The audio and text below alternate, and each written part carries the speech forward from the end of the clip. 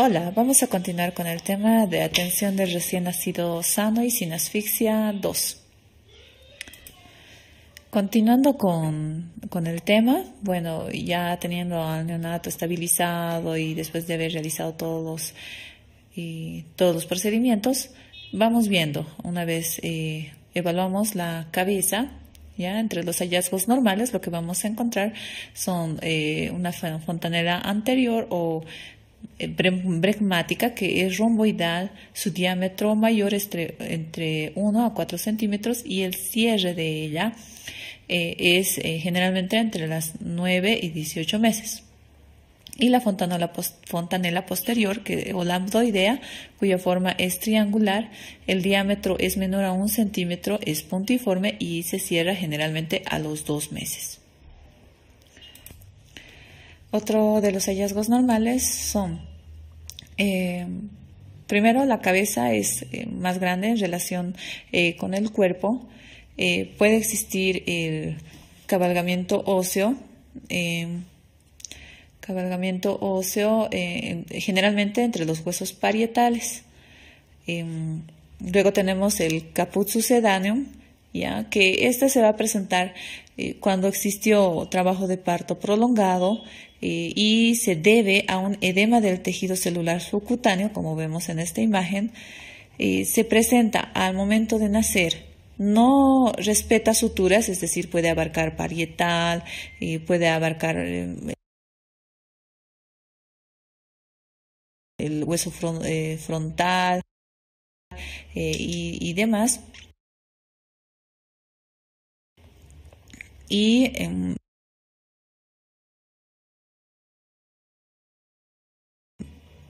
desaparece generalmente entre el segundo a tercer día de nacido. La localización generalmente es parieto-occipital, como en este caso, y puede estar asociado a petequias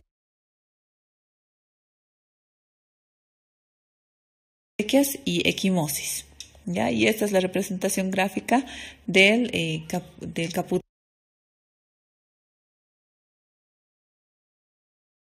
sucedáneo. Ya, y dentro de los hallazgos anormales tenemos el cefalohematoma, ya, que a diferencia del caput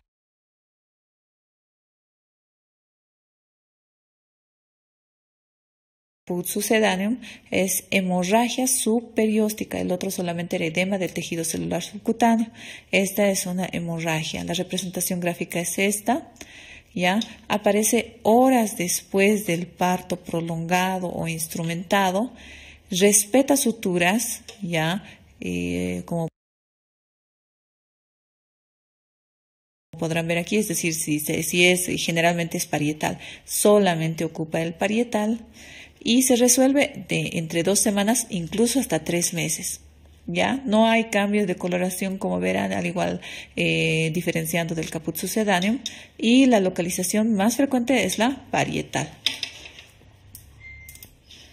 Ya mencionando nuevamente algo que ya habíamos tomado en cuenta, es macrocefalia, ¿ya? Que es cuando el perímetro cefálico se encuentra por encima del percentil 90 en las curvas que les iba mencionando, y generalmente puede ser familiar, o puede ser debida a hidrocefalia. Por eso hay que controlar cuando un paciente nace con un perímetro cefálico elevado, hay que controlar, porque teóricamente por día ellos tienen crecimiento de la cabecita que no debe sobrepasar los 0.5 centímetros, pero si fuera mucho mayor, pues ya tenemos que sospechar en hidrocefalia o algún tipo de acondroplasia. La microcefalia, que es cuando el perímetro cefálico se encuentra por debajo del percentil 5 o 3, de acuerdo a la curva que estemos tomando en cuenta, y puede ser también familiar, puede ser por infecciones TORCH o trisomías o causas genéticas. La trisomía 13, 18 se caracterizan por ellas, y la ingesta de alcohol en el embarazo, sobre todo en el primer trimestre. Por otro lado, las fontanelas amplias, muy amplias, nos hacen dar y también correlacionar o sospechar en cuanto a hipotiroidismo, trisomía 13, 18, 21 o desórdenes óseos. Entonces, a estos neonatos pues hay que vigilarlos muy de cerca. Entonces, los puntos que hay que tomar en cuenta son el tiempo del cierre de las fontanelas, ¿ya? Que como habíamos mencionado, la fontanela anterior se cierra entre las 9 y 18 meses, es decir, hasta el año y medio, y la fontanela posterior a los 2 meses, ¿ya? Por otro lado, la diferencia del caput y el cefalohematoma, como les iba mencionando, el caput solamente es el edema del tejido celular subcutáneo, ¿ya? Pero el cefalohematoma es hemorragia, ¿ya? Subperióstica. El caput, como dice aquí el tiempo de remisión, el caput remite entre las primeras 2 y 3 días, y el cefalohematoma tarda en desaparecer desde las 2 semanas e inclusive hasta los 3 meses de vida, ¿ya? La repercusión que va a tomar, es decir, que va a abarcar, va a respetar las suturas, el cefalohematoma, y el que no respeta las suturas es el caput, ¿ya? Y la localización que generalmente va a ser en parietal, y a diferencia del caput, que va a ser parietoccipital el más frecuente. Y la primera causa de microcefalia son las infecciones, como mencionábamos. Por otro lado, la forma de la cabeza también nos va a llamar la atención, ¿ya? Por ejemplo, la escafocefalia, que va a ser la sutura precoz, la fusión precoz de la sutura sagital. La plagiocefalia anterior, que también puede ser posterior, que es el aplanamiento asimétrico de la cabeza, y esto generalmente es posicional. La braquicefalia, que es el aplanamiento simétrico, que también puede ser anterior o posterior, y la trigonocefalia, que se relaciona con la fusión precoz de la sutura metópica. En cuanto a continuando los hallazgos anormales, pueden existir los nódulos del cuero cabelludo, que son el signo del collar de pelo, ¿ya? Y de estas, el 20 al 37% podrían estar asociadas a malformaciones del sistema nervioso central, como los disrafismos, ¿ya?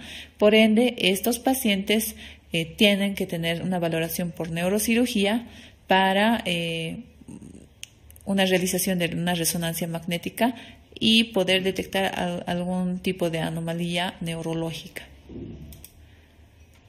Pasando a los pabellones auriculares, entre los hallazgos normales debemos tomar en cuenta que deben ser simétricos. Se encuentran en una línea que trazamos que pasa por el ángulo interno del ojo. Debería estar el pabellón 1/3 superior por encima de esta línea, ¿ya? Después hay que también evidenciar el pabellón, que debe estar íntegro, y el conducto auditivo externo, que debe ser permeable.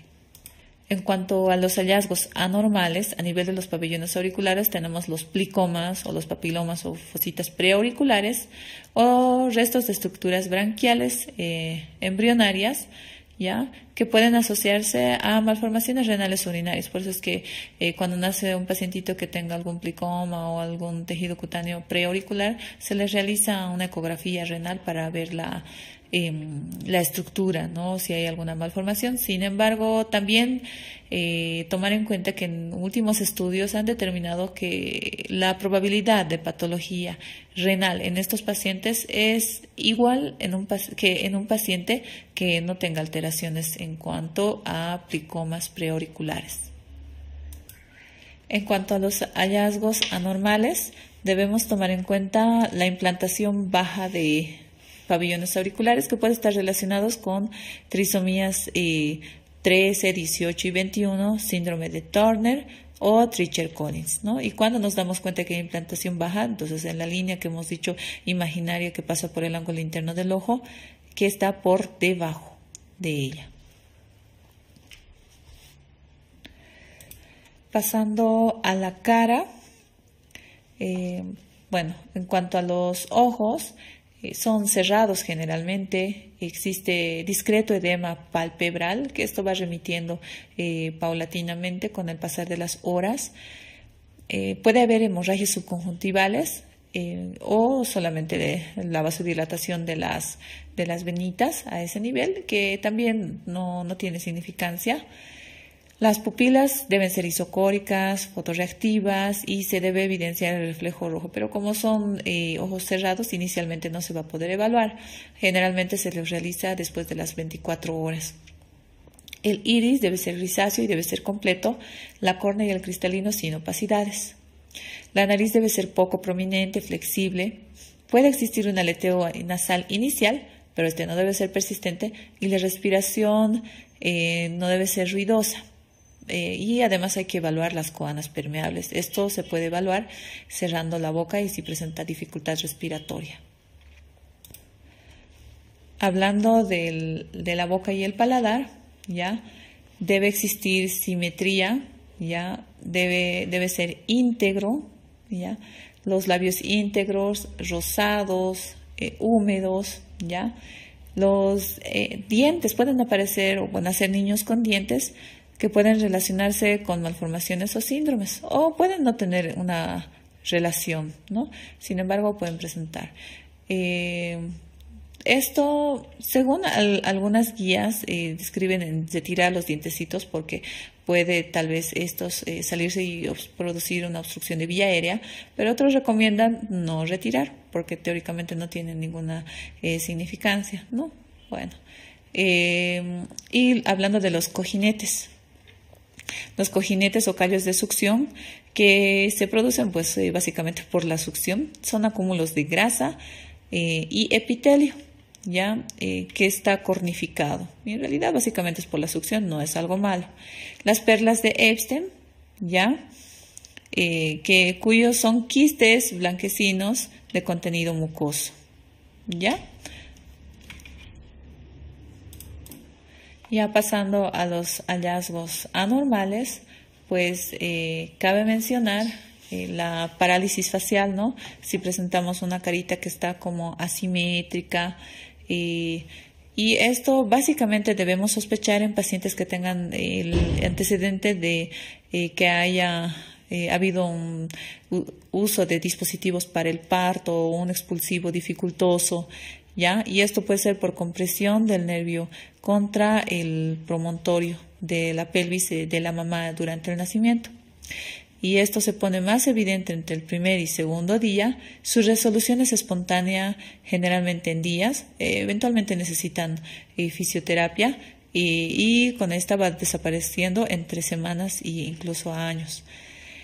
Cuando existe una parálisis simétrica, ¿no?, de ambos lados, y un niño que no tiene expresión facial, podríamos sospechar de una hipoplasia del séptimo par, que es el síndrome de Mobius. Por otro lado, ya a nivel de los ojos, tenemos que identificar opacidad córnea, ¿no?, o la catarata congénita. Colobomas del iris, que puede ser adquirido o hereditario y puede presentarse en patologías como el Treacher Collins o la asociación Charge. Y la leucocoria, que son como una opacidad, ¿no?, a nivel de la pupila, y generalmente está asociado a retinoblastoma congénito. Por otro lado, ya pasando a la boca o el paladar, hay que ver la integridad de la cavidad oral, ¿no? La presencia del labio leporino o la hendidura palatina, paladar hendido, si es que abarca, porque inicialmente solo puede ser el labio y puede abarcar también hasta paladar e inclusive hasta el velo del paladar. Y la anquiloglosia, que es el frenillo corto, ¿no?, que se conoce como frenillo corto, sublingual. A nivel del cuello, los hallazgos normales son: el cuello generalmente es corto, semeja a un pequeño pliegue, ya, que es pequeño, ¿no?, como aquí vemos.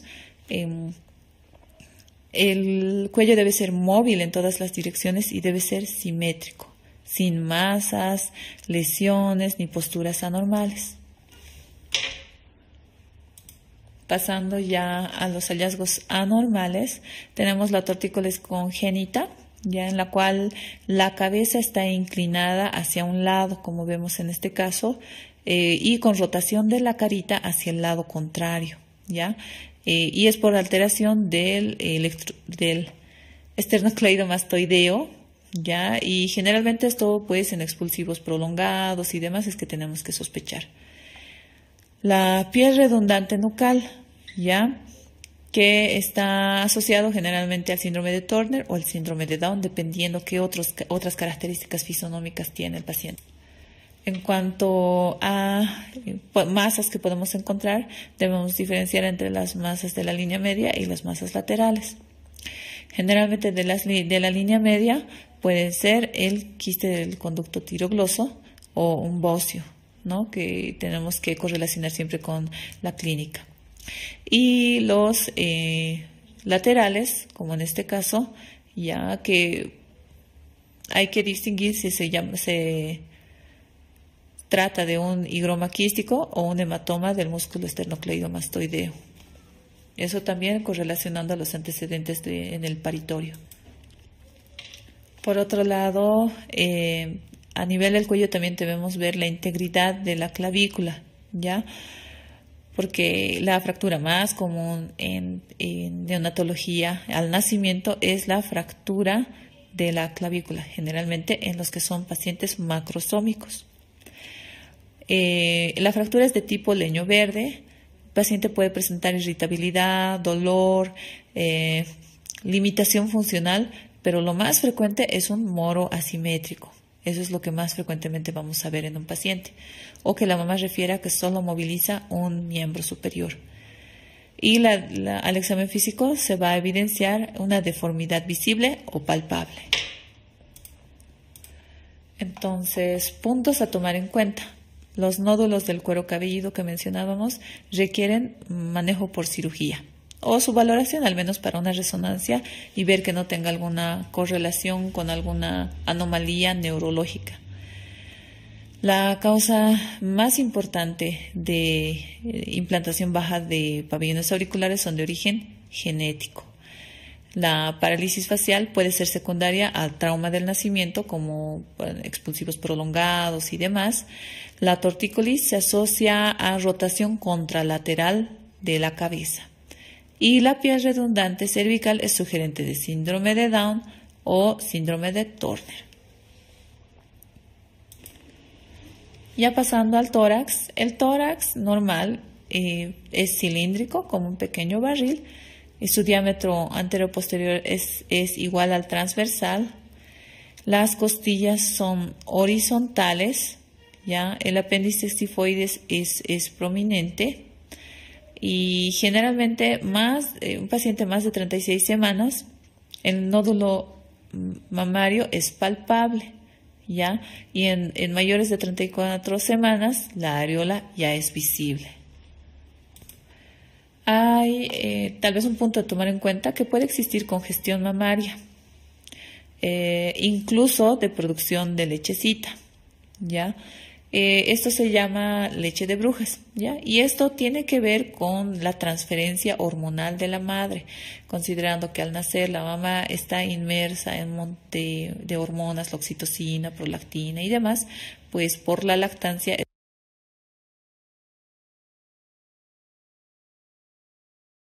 estas hormonas pasan al bebé. Por ende, el bebé puede presentar un aumento del tamaño de las mamas o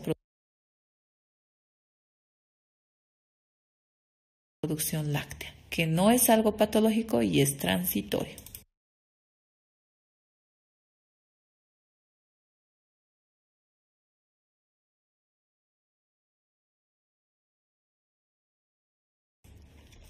Ya pasando a los hallazgos anormales, tenemos en cuanto a la forma o la alteración de la forma del tórax, el pectus carinatum, ¿ya? El pectus excavatum, ¿ya? Que es una curvatura hacia adentro, ¿no? Del tórax. Puede existir hipoplasia o agenesia unilateral del pectoral. o del músculo pectoral, que es el síndrome de Poland, o los pezones que pueden estar muy separados, o hipertelorismo mamario, que se presenta generalmente en síndrome de Turner. Por ende, si encontramos este hallazgo, debemos buscar otros rasgos fisonómicos. O un tórax pequeño que nos puede mostrar hipoplasia pulmonar. Ya pasando al abdomen, en cuanto a los hallazgos normales, el abdomen es cilíndrico y globoso. La pared es tensa y lisa. Puede existir diástasis de rectos abdominales anteriores, esto generalmente en pacientes de raza negra o prematuros. ¿Ya? Existe el hígado, puede estar palpable el borde anterior hasta 2 a 3 centímetros por debajo del reborde costal derecho, y por ende esto puede ser fácilmente lesionado. Ahora, el polo inferior del vaso generalmente puede ser palpable hasta el 10% de recién nacidos. Pasando ya a la región umbilical, el cordón umbilical está formado por vasos umbilicales y la gelatina de Ward. Generalmente tiene 3 vasos, ¿ya? Tiene 2 arterias umbilicales y una vena umbilical, ¿ya? Y generalmente cuando hay ausencia de una arteria umbilical, es un dato sugerente de alteración renal. Ya pasando a los hallazgos anormales, en cuanto a masas abdominales en el recién nacido, son muchas, ¿no? Pero la causa más frecuente de masa abdominal es la hidronefrosis congénita, ¿ya? Y posteriormente a esta, pues la trombosis de vena renal, enfermedad quística renales, tumor de Wilms o nefroma mesoblástico. Luego tenemos las masas gastrointestinales o dependientes de la misma, cuya una causa podría ser la duplicación intestinal, ileomeconial o hipertrofia pilórica. Las masas retroperitoneales no son tan evidentes, ¿no? Sin embargo, una de sus causas son hemorragia suprarrenal, neuroblastomas, rhabdomiosarcomas, y las masas hepatobiliares o esplenomegálicas son secundarias a infecciones TORCH, enfermedades del depósito lisosomal, hepatoblastomas, anemia hemolítica, insuficiencia cardíaca congestiva. Y las masas genitales, generalmente en el sexo femenino, las masas ováricas. Otro de los hallazgos anormales que podemos encontrar a nivel del abdomen son los defectos de pared abdominal, ya, por ejemplo, el onfalocele, ya que es una hernia dentro del cordón umbilical.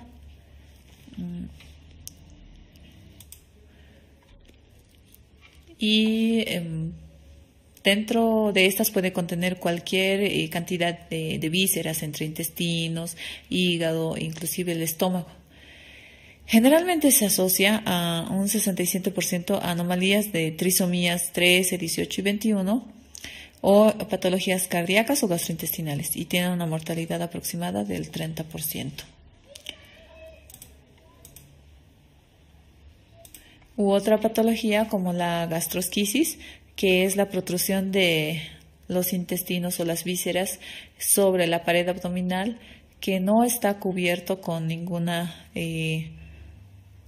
epitelio, ¿ya? Y es por el defecto del lado derecho del cordón umbilical. Puede relacionarse con atresia intestinal primaria y su mortalidad es del 10%. Y la hernia umbilical, que es una tumoración blanda, ¿ya? Que es fácilmente reductible, aparece cuando hay debilidad o oclusión incompleta del anillo umbilical y puede contener epiplón y raramente el intestino delgado, ¿ya? Y generalmente es causa de preocupación en las madres. Esto, obviamente el tratamiento en las previas y en estas son quirúrgicas, pero esta generalmente se puede esperar hasta el año de edad para su manejo, a diferencia de las otras. Entonces, tal vez puntos a tomar en cuenta: la secreción láctea en el recién nacido es por transferencia hormonal, como mencionábamos, ¿no? Y la primera causa de masa abdominal en recién nacidos es la hidronefrosis. La ausencia de una arteria umbilical es sugerente de malformación renal urinaria. Y bueno, esto es un poquito de embriología que hay que tomar en cuenta. La hernia umbilical fisiológica, esto es por el desarrollo en el umbilical fisiológica, tras el desarrollo del intestino primitivo o la elongación del intestino primitivo que se produce hacia la 10ª semana y a la 11ª semana, y esta se reduce automáticamente a la 12ª semana. Se dice que la alteración o la detención de este proceso es que provoca la gastrosquisis. Ya pasando a los genitales, tenemos los genitales masculinos y femeninos. Estos son hallazgos normales. Ya en cuanto a los masculinos, los testículos se encuentran en el escroto o el conducto inguinal. Generalmente la prematuridad está relacionada con que el testículo se encuentra en el conducto inguinal aún. ¿Ya? Puede existir un hidrocele discreto, unilateral, que generalmente es derecho. El pene mide entre 3 a 4 centímetros y existe la fimosis, que inicialmente es considerada como fisiológica. Y el meato se encuentra en la punta del glande. ¿Ya? En cuanto a los femeninos, ya un tercio de todas las niñas recién nacidas tienen la vulva entreabierta por el menor desarrollo de los labios mayores. El meato uretral se encuentra por debajo del clítoris. El clítoris mide menos de 1 centímetro de longitud o hasta 1 centímetro. ¿Ya? Y cuando es mayor a 1 centímetro se llama clítoromegalia, y pues en ellos hay que hacer búsqueda de otros datos de una alteración de la diferenciación sexual. El orificio vaginal debe estar cubierto por el himen y puede existir una pseudomenstruación o flujo blanquecino. Ambas de ellas son normales y también se desencadenan por influencia hormonal materna.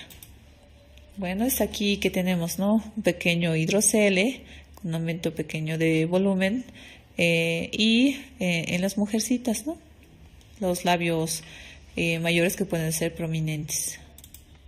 Ya pasando a los hallazgos anormales, tenemos las hipospadias o epispadias, que es la localización del meato urinario en relación al glande, y la hernia inguinal, ya que puede ser, es un aumento de volumen que puede, si es indirecta, puede ir relacionando o protruyendo en el escroto. Puede haber el hidrocele y los genitales ambiguos, ¿no?, que actualmente se llama alteración de la diferenciación sexual, y se produce generalmente por alguna alteración en las glándulas suprarrenales, ¿ya?, porque ellas tienen correlación con la vía metabólica de las hormonas sexuales. En cuanto a la columna, tenemos, bueno, la descripción normal es que debe ser completamente flexible, el eje dorsoventral y lateral deben ser no limitados. Puede existir la espina bífida, que son defectos del tubo neural, puede ser cerrado, oculta, meningocele o mielomeningocele. Y las fositas o apéndices sacros, ¿ya?, que ameritan otros estudios para descartar otras disrafias. Ya, y bueno, ya pasando a las extremidades, pueden existir lesiones del plexo braquial que se presentan generalmente entre 1 a 4 por cada 1000 recién nacidos vivos. Esto es un pesquisaje en Estados Unidos.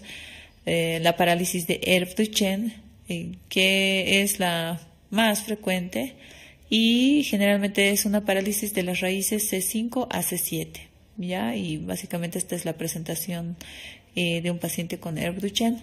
La parálisis de Comte, que es muy rara, pero se caracteriza por una lesión entre la C8 y la T1. Ya, continuando, en cuanto a hallazgos anormales en las manos y en los dedos, generalmente son, bueno, alteraciones tanto del número, de la forma. Por ejemplo, la braquidactilia, ya, que es el acortamiento anormal y desproporcionado de un grupo de huesos o dedos completos, es decir, más pequeños. La aracnodactilia, que se produce por hiperlaxitud familiar y puede estar asociado al síndrome de Marfan. La clinodactilia, que es una anomalía de la angulación de los deditos. La camptodactilia, que es una imposibilidad de la extensión de los dedos, o sea, extensión completa. La sindactilia, que es la fusión entre dos dedos. Y la polidactilia, el mayor número, ¿no?, al esperado, por ejemplo, en este caso con unos 6 deditos. Ya hablando de los miembros inferiores, tenemos el pie equinovaro, ya como en esta imagen, el metatarso aducido, ya, y el pie talocalcáneo, que son patologías que requieren la valoración traumatológica correspondiente al nacimiento. A nivel de la cadera, tenemos, hay que descartar obviamente con nuestros antecedentes, ¿no?, si el producto previo de la mamá tenía displasia de cadera. Entonces debemos realizar un examen dirigido a descartar justamente luxación congénita de cadera. ¿Ya? Existen 2 maniobras que son conocidas, la de Barlow y la de Ortolani, ¿ya? En las cuales se luxa la cadera. En un caso de anomalía producen un clic por la salida de la cabeza del fémur del acetábulo, y generalmente el 10% de los recién nacidos presentan un hallazgo positivo. Cuando son menos de 3 meses, el primer examen complementario a realizarse para displasia de cadera se realiza con la ecografía. Por otro lado, en cuanto al estado neurológico, debemos ver la conexión con el medio. Primero, la apertura ocular, los movimientos de los ojos, la cara, extremidades, si hay simetría en sus movimientos, la reacción al sonido y manipulación. Y el examen motor, el tono y la postura, ya la progresión cefalocaudal, la reacción al enderezamiento y la extensión muscular. La motilidad y la fuerza, generalmente esto después de las 32 semanas, que tienen un movimiento predominante flexor al unísono, y mayores a 36 semanas, flexor activo alternante. Por otro lado, otros hallazgos son los reflejos primitivos, ¿no? El reflejo de Moro, que es una abducción y extensión de los miembros superiores, seguidas de una flexión y apertura de las manos. Esto se presenta a partir de las 32 semanas, ¿ya? La prensión palmar, ya, que es la flexión de los dedos al contacto con la palma o la planta. Otro de los reflejos primitivos, la marcha automática, ya, que es cuando intercalan la posición de los miembros inferiores cuando se realiza la cercanía, ¿no?, en una superficie.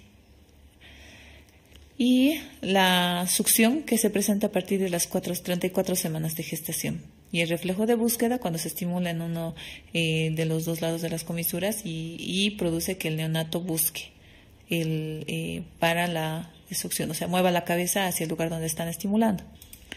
Y bueno, gracias. Espero les haya gustado. Esta es la conclusión del tema de atención al recién nacido y sin asfixia.